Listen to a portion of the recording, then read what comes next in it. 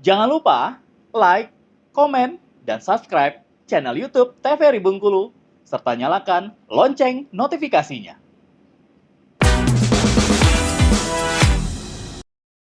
Assalamualaikum warahmatullahi wabarakatuh. Halo pemirsa Opini, senang sekali di hari ini obrolan pas di sini kita kembali lagi berjumpa bersama-sama lagi ya. Dan di hari ini bersama saya Iqbal Fatwa yang pastinya akan mengajak narasumber kita untuk ngobrol-ngobrol. Apalagi kalau bukan di Opini ini, di studio Opini TVRI Bengkulu. Dan sebelum itu untuk Anda selalu kami informasikan, jangan lupa untuk subscribe sekarang juga YouTube channel TVRI Bengkulu, dan jangan lupa juga aktifkan notifikasi tanda loncengnya biar kenapa? Biar selalu dapat update ada program-program terbaru apa saja yang sudah tayang di YouTube channel TVRI Bengkulu. Seperti sekarang ini bisa nonton Opini di mana saja dan juga kapan saja. Nah, pemirsa Opini, di hari ini saya sudah menghadirkan, ini obrolannya sedikit berat ya. Kita menghadirkan seorang dokter spesialis yang akan memberikan pencerahan untuk kita semua. Tentunya sudah hadir di studio Opini Dr. Ece Trisna Ayu SOS MIKOM. Wah, luar biasa sekali Bu Dokter. Assalamualaikum Bu Dokter. Waalaikumsalam. Waalaikumsalam. Terima kasih banyak sudah berkenan hadir di studio Opini hari ini, sudah di tengah kesibukannya. Terima kasih banyak. Apa kabarnya di hari ini? Alhamdulillah, saya baik dan semangat selalu. Luar biasa sekali, semangat selalu. Nah, kesibukan untuk sekarang nih, kalau saya manggilnya, kalau Ibu cukup di kampus saja ini sepertinya. Biar kita semakin panggil Mbak Ece aja deh ini. Mbak Ece, kesibukannya sehari-hari ini kan sebagai seorang dosen. Nah, boleh tahu nih Mbak Ece, untuk aktivitas sehari-hari ngajarnya di mana nih? Kebetulan saya ngajarnya di kampus 4 ya, di kampus 4 UEB ya. Ini di Adam Malik di depan Polda kalau orang kenal dia. Nah, saat ini saya mengajar di program studi ilmu komunikasi, FISIP ya. Ini seperti saya ingat beberapa tahun silam ini ya, ketemu sama dosen ilmu komunikasi. Oke, jadi untuk di FISIP UMB itu berarti ada di kampus 4? Iya, kampus 4. Oke. Nah, sebelum kita masuk ke tema, hari ini walaupun beliau dari dosen, kalau orang dulu nyebutnya sospol, Mbak Ece ya, sosial politik atau FISIP zaman sekarang di ilmu komunikasi, temanya adalah panggung politik politisi. Oke. Apa kaitannya antar ilmu komunikasi sama panggung politik ini, dari sudut mana yang kita lihat Mbak Ece? Terima kasih masih baik. Sebelumnya ini adalah bagian dari pecahan dari komunikasi politik. Komunikasi politik, makanya saya sesuai dengan kajian saya juga, komunikasi politik kan dibagi lagi. Makanya saya ngambilnya panggung politik politisi untuk misalkan bagaimana menempatkan para politisi itu menempatkan bagaimana di posisi mereka mengambil peran begitu.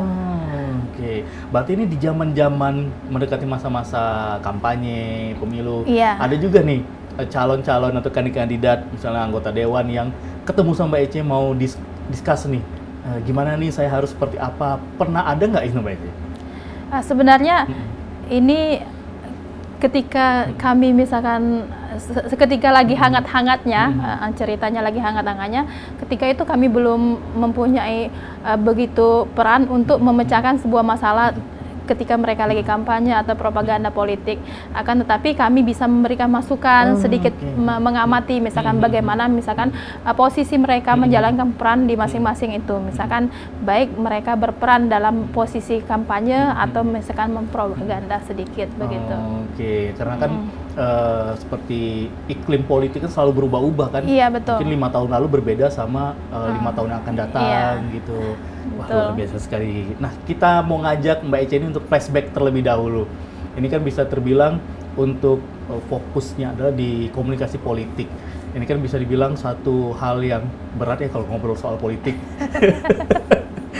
Nah, apa yang membuat seorang Dr. Ece tertarik untuk, wah ini sepertinya seru nih, untuk fokus saya ke komunikasi politik? Background apa yang terjadi di masa lalu? Saya itu sebenarnya mengidolakan sebuah figur, misalkan seperti itu kan. Oh, misalkan ini bagus sekali bahasanya begitu, si A misalkan bagus sekali bahasanya, karena dari pengamatan itu bisa misalkan dia itu membuat sebuah misalkan model atau pola misalkan seperti itu untuk misalkan berguna, bermanfaat buat misalkan keberlangsungan para aktor politik atau politisi itu sendiri masih baik gitu. Oke, jadi memang ada yang bisa dibilang menjadi panutan lagi Iya. berarti ya. Oke, nah kalau ini kan kita lihat Mbak Ica ini masih muda, semangat tinggi gitu, sudah doktor. Kita ngajak cerita lagi nih, seperti apa nih perjalanan sehingga capai di titik saat ini Mbak Ica? Mulai dari mungkin dulu, apakah memang benar-benar pada saat di zaman SMA memang tertarik nih, wah saya pengen nih kuliahnya di ilmu komunikasi ngambil, atau di dulu kuliah juga S1 sudah Ilmu komunikasi berarti? ya. Nah, apa nih yang membuat, padahal kan kalau seorang perempuan ini kan biasanya ke ekonomi gitu, ke hukum, Iya. mungkin atau juga ke kesehatan. Nah, akhirnya bisa memilih ilmu komunikasi. Awalnya saya generalnya komunikasi secara umum, terus spesifikasi untuk S1 saya itu komunikasi antar budaya. Oke. Kebetulan dominasi, masalah dominasi kemarin untuk komunikasi verbal dan non-verbal. Akan tapi setelah S2 saya spesifikasi, waktu itu misalkan ada pemilihan gubernur. Ini pas ngepas saja misalkan seperti itu. Jadi saya ngambilnya figur. Ini ya, ngambilnya ke analisis framingnya antara kemarin karena head to head kan kebetulan tahun 2009 kalau saya nggak salah. Jadi pas bahasan saya tesis itu saya tertarik, ke framingnya mereka begitu, seperti itu kan. Terus untuk berikutnya, karena saya sudah cenderung ke sana, jadi saya sering membaca, misalkan mempelajari tentang misalkan bagaimana misalkan framing, analisis bencana, marketing politiknya bagaimana begitu. Terus pas sekolah lagi, kok ini semakin menarik ya. Berarti ada momen pada saat masa pemilu pada saat itu gitu. Iya, mungkin momennya. kalau nggak terjadi pemilu beda lain cerita. Lain cerita. Dan akhirnya yang terakhir ini saya ini termasuk agak telat begitu, agak telat. Kebetulan saya selesai, ini pemilu juga usai gitu. Jadi kalau misalkan ini, makanya saya bagusnya untuk selalu menginspirasi untuk memberikan kebermanfaatan. Makanya saya menciptakan buku juga Mas Iba ya. Wah, luar biasa ya, ini. Menciptakan, Udah terbit?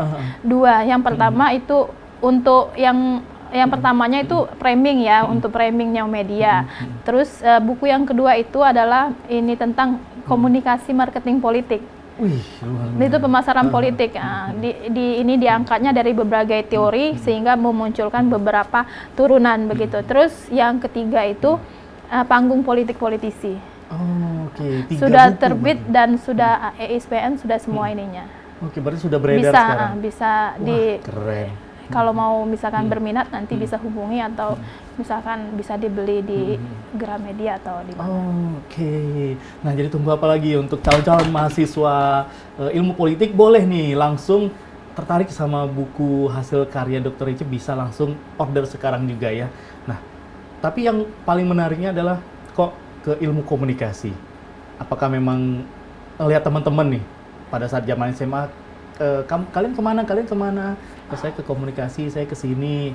Akhirnya ikut-ikutan teman-teman. Ada juga seperti itu, atau memang sudah dari SMA, saya tertarik nih bidang ilmu komunikasi. Iya.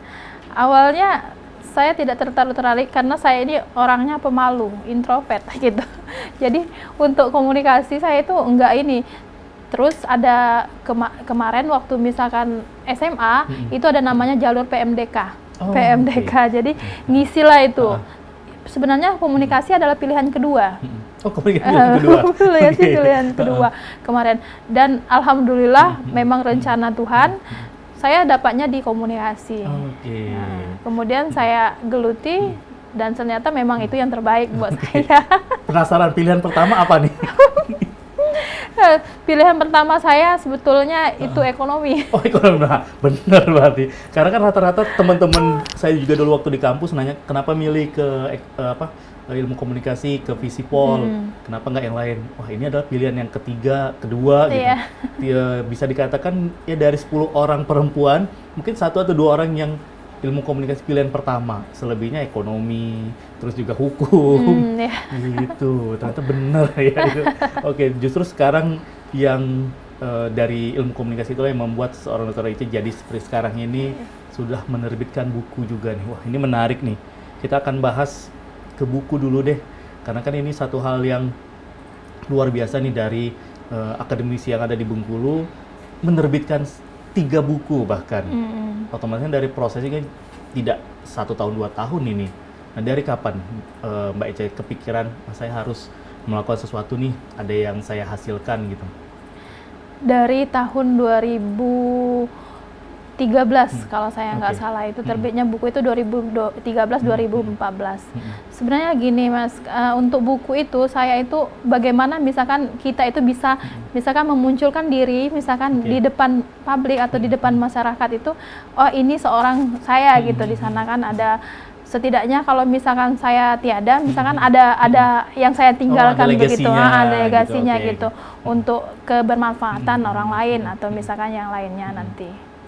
Oke, jadi langsung kepikiran itu.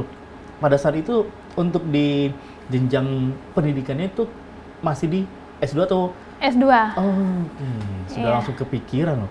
Biasanya sudah pada saat dokter, saya bikin apa lagi nih, baru bikin buku. Iya, bikin buku. Karena saya pikir juga kalau gajah meninggalkan gading, saya harus meninggalkan sesuatu untuk kebermanfaatan orang lain begitu. Salah satunya melalui buku itu. Wah, keren banget. Dan kita akan lanjutkan nih pemirsa Opini, obrolan seru kita bersama dengan Dr. Eca. Jangan kemana-mana, tetap di Opini, obrolan pas di sini.